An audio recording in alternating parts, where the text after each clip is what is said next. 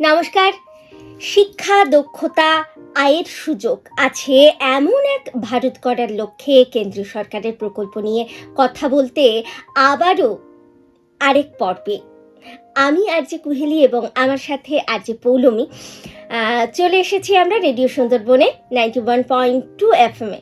বন্ধুরা, আপনাদের স্বাগত জানাই আমাদের এই আলোচনায়। আচ্ছা আরজে কুহেলি, তুমি তো বললে না আজ আমরা শ্রোতা বন্ধুদের 15 দফা কর্মসূচি নিয়ে কথা বলবো।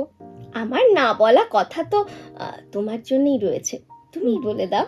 বাহ, তুমি চিরকালই কথাটা বেশ সুন্দর করে গুছিয়ে বলতে পারো। তাহলে এবারে আমরা আসল বক্তব্যে আসি। হ্যাঁ, নিশ্চয়ই। হ্যাঁ, যেটা বলছিলাম বন্ধুরা, 15 দফা কর্মসূচি এটি কিন্তু আসলে কোনো প্রকল্প নয় যে সেখানে গিয়ে নাম নথিভুক্ত করে আসতে হবে। এটি প্রধানমন্ত্রীর 15 দফা কর্মসূচি, যা নিশ্চিত করে মুসলিম এবং অন্যান্য সংখ্যালঘুরা সরকারি প্রকল্প কতটা পাচ্ছে, কিভাবে পেতে পারে সেই ব্যাপারে। এর উদ্দেশ্য কি সেটা জানো? হ্যাঁ, এটি একটি কাঠামো যা বৃত্তি PMJVকে এবং NMDFC এর মতো প্রকল্পগুলোকে শিক্ষা, কর্মসংস্থান, আবাসন ও শান্তি প্রতিষ্ঠার ক্ষেত্রে সংখ্যালঘুদের কাছে পৌঁছে দিতে সহায়তা করে। পরিসংখ্যান বলছে 12 লক্ষ পরিবারের এক বৃহৎ সমীক্ষায় দেখা গেছে মুসলিমরা, বিশেষ করে দারিদ্রতম যারা, মানে 20% উল্লেখযোগ্য অগ্রগতি ঘটেছে কিন্তু তাদের। ব্যাংকের হিসেব অনুযায়ী 74% থেকে 93% কিন্তু উন্নীত হয়েছে, অর্থাৎ 25% বৃদ্ধি পেয়েছে। দরিদ্র মুসলিম পরিবারে বিদ্যুৎ সংযোগ 71% বৃদ্ধি পেয়েছে।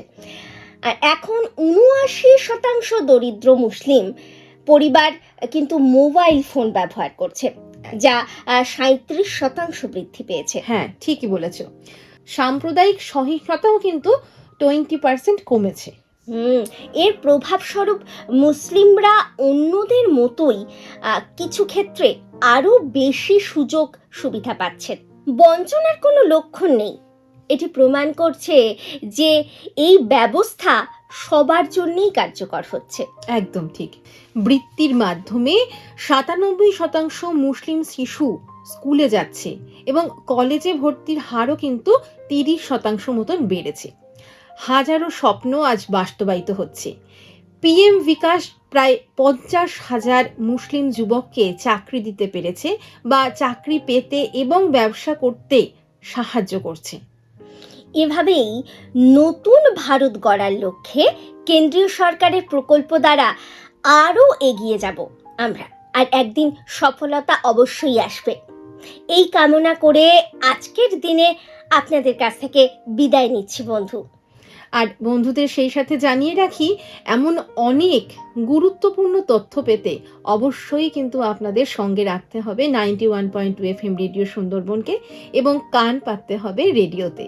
তাহলে বন্ধুরা, আজ এখানেই আমাদের আলোচনাকে সমাপ্ত করলাম। নমস্কার।